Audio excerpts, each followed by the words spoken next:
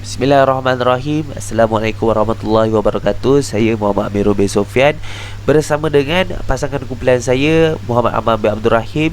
Jadi pada hari ini kami akan membentangkan dan berkongsi ilmu, menerangkan tentang tajuk tugasan kedua kami untuk subjek kaedah pendidikan, yang mana kami membawa tajuk penjarakan fizikal semasa solat berjemaah di masjid dan surau. Oleh itu saya menjemput pasangan kumpulan saya Muhammad Amar untuk memulakan pembentangkan ini, insyaAllah. Bismillahirrahmanirrahim.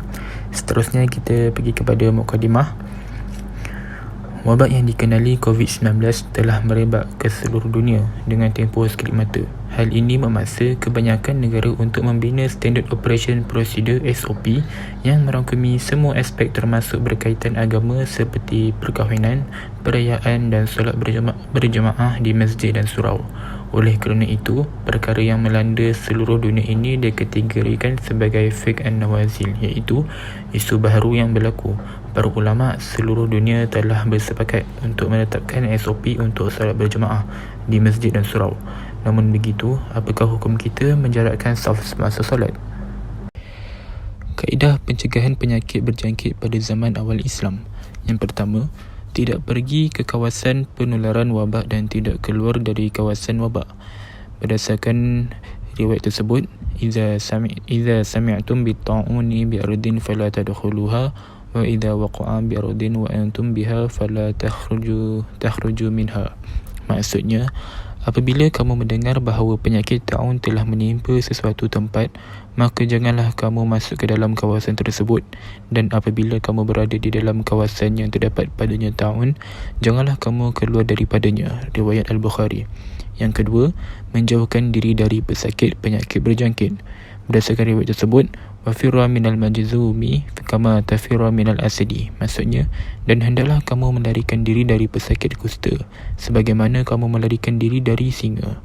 Yang ketiga, menghalang penyakit berjangkit bergaul dengan orang ramai. Berdasarkan syarah tersebut, ya ummatillah uqudi fi baitika wa la tu'adhin nas. Hukum merapatkan saf semasa solat berjemaah. Yang pertama, hukum merapatkan saf adalah wajib. Berdasarkan sabdaan Rasulullah SAW, sawu sufufakum fa inna taswiyatus safi min tamamis salah. Maksudnya, luruskanlah saf kamu kerana sesungguhnya meluruskan saf itu merupakan sebahagian daripada kesempurnaan solat. Merujuk daripada hadis yang diriwayatkan daripada Anas bin Malik radhiyallahu anhu, ini jelas bahawa sabdaan Rasulullah SAW asalnya meluruskan saf dan merapatkan saf termasuk dalam kesempurnaan salat. Maka sebahagian ulama berpendapat bahawa hukum merapatkan saf ialah wajib. Perkara ini dirujuk daripada perkataan sawu yang bermaksud luruskanlah. Ia merupakan fi'il amr, iaitu kata perintah, yang menunjukkan perbuatan meluruskan saf itu adalah suatu perbuatan wajib untuk dilaksanakan. Yang kedua, hukum merapatkan saf adalah sunat muakkad. Daripada Anas bin Malik radhiyallahu anhu bahawa Rasulullah sallallahu alaihi wasallam bersabda, sawu sufufakum fa inna taswiyatus safi min tamamis salah. Maksudnya, luruskanlah saf kamu kerana sesungguhnya meluruskan saf itu merupakan sebahagian daripada kesempurnaan salat. Jumhur ulama berdalil dengan hadis di atas dan berpendapat bahawa merapatkan saf hukumnya ialah sunat muakkad. Hal ini dirujuk daripada hadis di atas pada perkataan Tamami yang jelas menunjukkan bahawa merapatkan saf adalah tidak wajib, tetapi merujuk kepada hukum mustahab dan tidak termasuk dalam rukun maupun syarat sah solat. Terdapat beberapa pendapat ulama dan badan agama Islam dunia berkenaan dengan hukum penjarakan fizikal semasa solat berjemaah. Antara yang boleh kami ambil daripada banyak-banyak pendapat ulama serta badan agama Islam, antaranya yang kami boleh ambil ialah Fadilah Asy-Syaikh Profesor Dr. Sultan Al-Hashimi, iaitu seorang profesor fiqh dan usul fiqh di Fakulti Syariah Universiti Qatar, merangka anggota Kesatuan Ulama Sedunia. Beliau mengatakan sesungguhnya menyamakan saf itu adalah digalakkan, akan tetapi bukan diwajibkan. Maka ia bukan daripada rukun-rukun solat dan bukan juga daripada perkara-perkara yang diwajibkan. Hukum ini terpakai dalam keadaan tanpa uzur, Adapun apabila wujudnya keuzuran dan arahan daripada pihak berautoriti kesihatan untuk melakukan penjarakan antara mereka yang bersolat secara berjemaah kerana bimbang penyebaran penyakit, maka demikian tidak mengapa, atas alasan tidak disyaratkan tertutupnya ruang dalam solat berjemaah.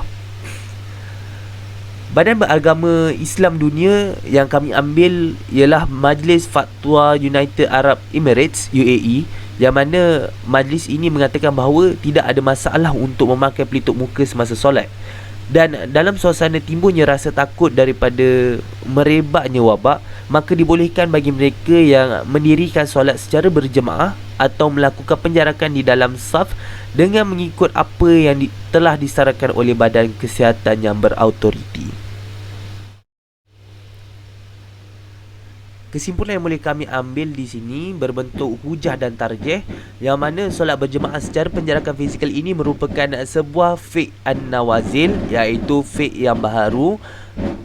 Maka para ulama telah menetapkan kaedah fiqh, suatu yang tidak dapat dilakukan secara keseluruhannya, ia tidak ditinggalkan kesemuanya. Hal ini merujuk kepada Taisir Al-Karim Al-Rahman fi Tafsir Kalam Al-Mannan yang mentafsirkan ayat 16 daripada surah Taghabun. Seterusnya, kaedah fiqh yang masyhur menyebut bahawa maksudnya tidak boleh mengingkari dalam permasalahan-permasalahan yang berlaku pada ijtihad. Seterusnya, sebahagian ulama berpendapat bahawa menjarakkan saf adalah haram, tetapi jumhur ulama menyatakan hukumnya adalah makruh. Walaupun begitu, sebuah kaedah yang menyebut maksudnya hukum makruh itu hilang sekiranya ada keperluan.